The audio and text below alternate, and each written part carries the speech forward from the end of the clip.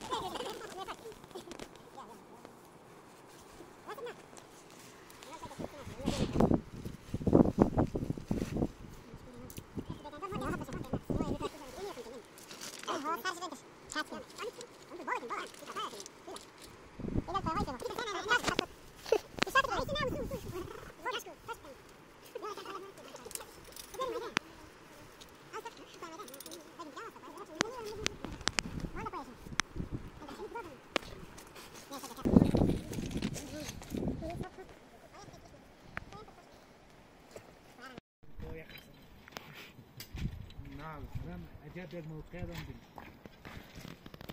عادی خمو گفته که اینجا نمیشه ما بینیم هم بالا اینجا سنگا همون سنگای قطار تو قطره کنیم اگه دیگه شو کشی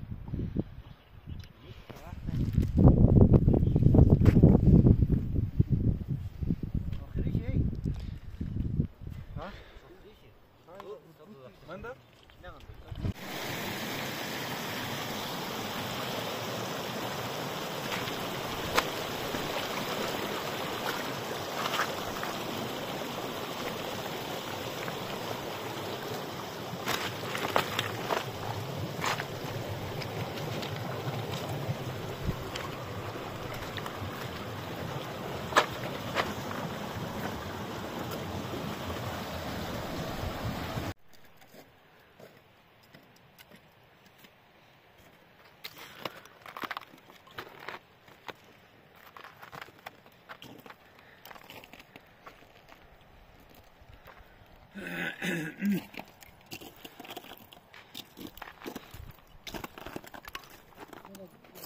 الرحمن الرحیم خوش آمدید در کوی بابا نماد استواری استقامت که خودش یک نشان استقامت و استواری هستند و پرکتیک ما امروز آمدیم به تاریخ 7 آگوست سال 2023 در یخچال های کوی بابا.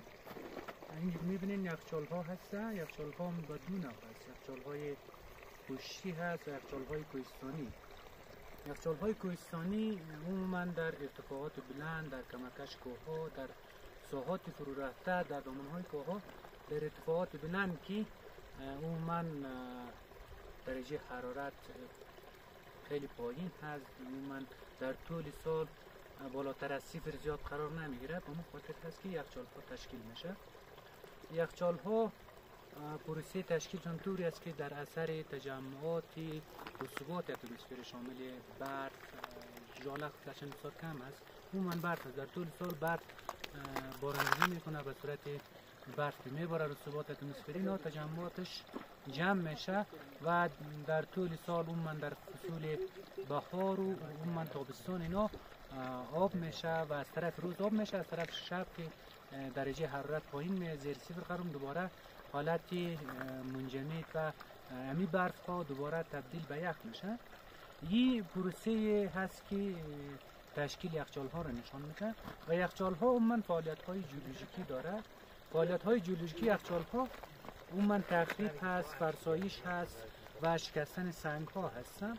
اینا را عموما فرسایش از اینا طوری هست که بیشتر بستر خود تخریب میکنه و کناره های خود و یک مقدار سنگ ها در اثر تخریبات فرسایش های فیزیکی، خصوصا فرسایش توسط عمل یخبندی.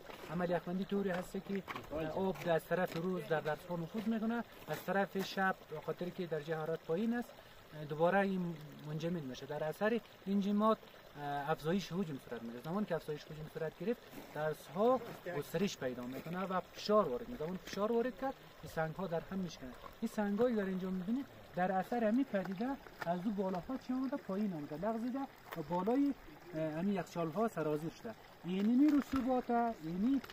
رسوباتی که در اثر قوه جاذبه انتقال داده شده بالای یخچال ها قرار گرفته، اینا را مارین های فوقانی یاد میکنه. این رسوبات و اینا توسط خود یخچال ها زمان حرکت میکنه در اثر نشیب و میلان هست. اینا به همراه این یخچال ها انتقال به فاصله های زیاد. ببینید هر بالای هر برآمدگی های یخچالی چی هست؟ سنگ ها هست. این سنگ ها که یخچال ها حرکت میکنه در اثر نشیب و عموما حرکتی که داره اینا سنگ ها به فاصله های متفاوت انتقال میکنه.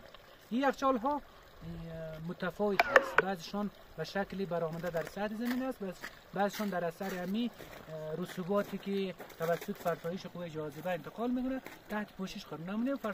او یخچال هایی که او قسمت هسته تحت پوشش فرسایش های مکانیکی، تحت پوشش سنگ های خرسنگ ها و جبل سنگ ها و اونها قرار گرفته و زیر خاک هست که در واقع نوعی از یخچال های کوهستانی هست.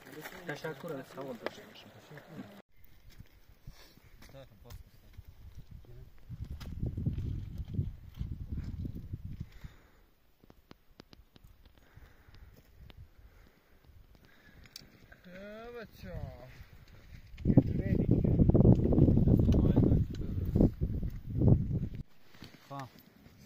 شروع؟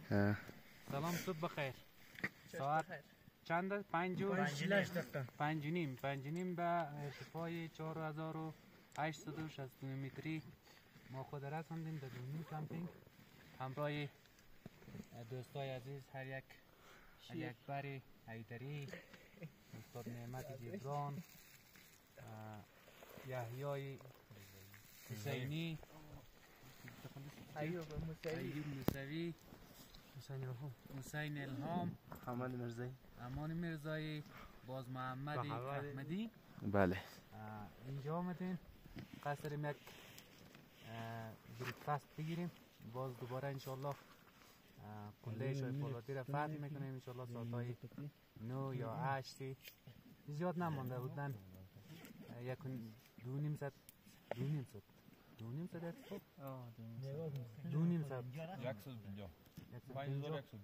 5150 بودن. 300 متر دیگر مانده انشالله در دومین وان سنگ هم آمد از اینجا. آخ دادم انشالله که میرسیم. خوب بود تا جایی را بود که توقع نداشتیم در این زمانی کم اینجا خود میرسانیم. بازم خیلی خوب شد. خسته نباشیم بچه‌ها. تشکر.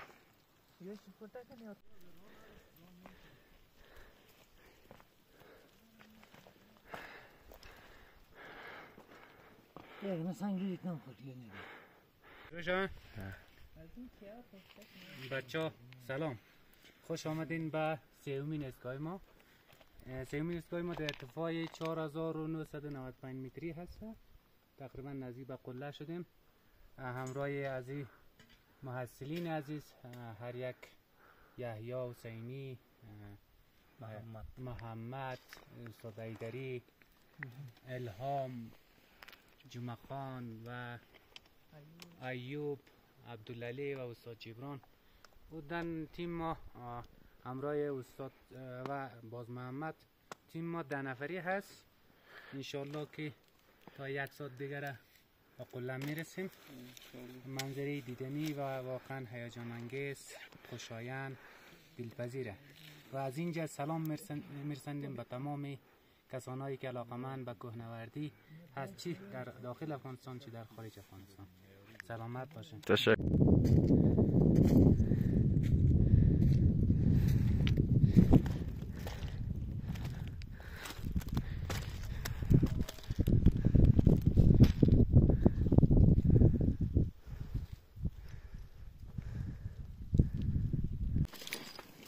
شروع کنیم.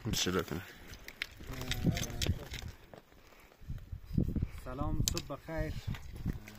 سلام به تمام کسانی که ویدیو رو میبینن در هر جایی هستن. ما تقریبا در شای فولادی هستیم، آخرین نقطه و بلندترین ارتفاع در کوه بابا. در ارتفاع 5075 متر هستیم فعلا. هدف ما همون آخرین نقطه که 5100 چند متر هست به اونجا برسیم. فعلا ساعت 7 و چند هست؟ 7 تکمیل هست، 7 پورا اینجا رسیدیم. صبح ساعت 4 بجه حرکت کرده بودیم از حوض بالایی همزو یخچال ها. فعلا اینجا رسیدیم و انشالله تا 7:30 ما در بلندترین نقطه میرسیم. همراه بچه ها هستیم. بچه هم خوش هستن، خوشحال هستن که بعد از خیلی وقتا، بعد از استاد مالستانی و یاد علی اکبر سخی و روحشان شاد، بعد از اونا این قله فتح میشه.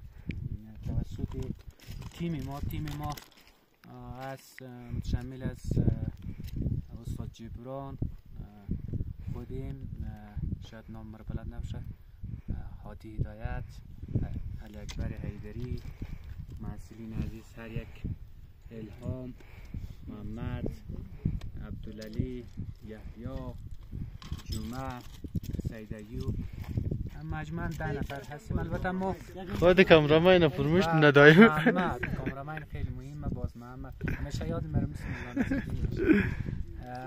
باز محمد و تیم ما البته تعدادشون زیاد بودن، حدوداً 13-14 نفر بودیم. یک تعداد بنابر مشکلاتی که داشتن نه آمدن در اون کمپ ماندن، به شمول استاد علی نگزاد که آمد دیپارتمنت جیولوژی، یک تعداد دیگه از محصلین که با مشکل برخوردن اونا در کمپ هستن. ما به جای از اونا آمدیم و یک ویدیو دیگه را به خیر خودمون کلی که قرار برسیم، زیاد نمونده، 10-15-20 دقیقه دیگه ما انشاءالله برسیم. در واقع رسیدیم. تشکر. بریم. شغل بخد دمر بيستو Kia جاي جاي. Just check. Uro kaç koydu? Just to meal da koydum. خوب است. Filmin burası yani.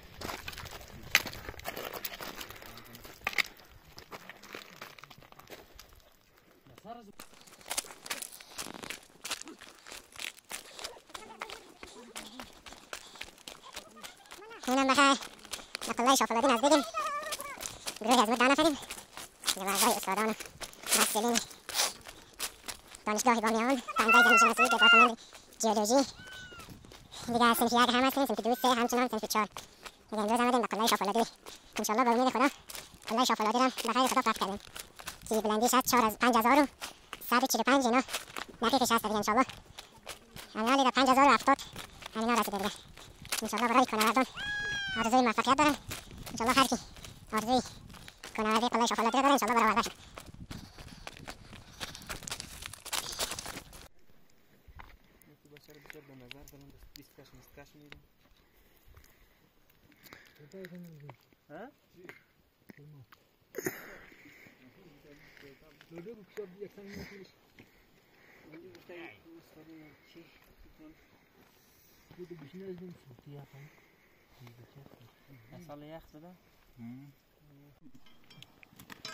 سلام و عرض ادب خدمت کسانی که ویدیو رو میبینن.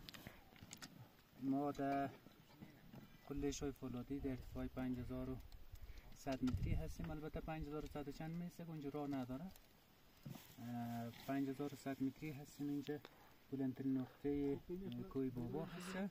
همراه تیمی که داریم شامل محصلین هسته که به شمول استادای پانزه زمین‌شناسی، استاد ایدری، استاد جبران، محصلین هر یک، سید ایوب موسوی، الهام، جمعه خان پویا، محمد، عبدالعلی، سید یحیی و خود کامرامین که انجینر صاحب باز محمد هست. البته دوستای دیگه هم هست که آمده در اینجا در کمپ هست، شامل استاد نگزاد و چند تای دیگه که اونا به هر دلیلی نتونستن بالا بیایم. ما دور شده که آمدیم این سمت. دیروز حرکت کردیم از مرکز بامیان از شهر بامیان. دیروز آمدیم اینجا ساعتای 3 بجه رسیدیم اینجا کم زدیم در نزدیکای یخچالای کوی بابا. اینجا شاو اینجا بودیم و صبح نزدیکای صبح دیگه ساعتای 3 حرکت کردیم. مدتی فعلا ساعت 7:30 8 هست تقریبا. ما 7:30 در قلعه شایفولادی رسیدیم.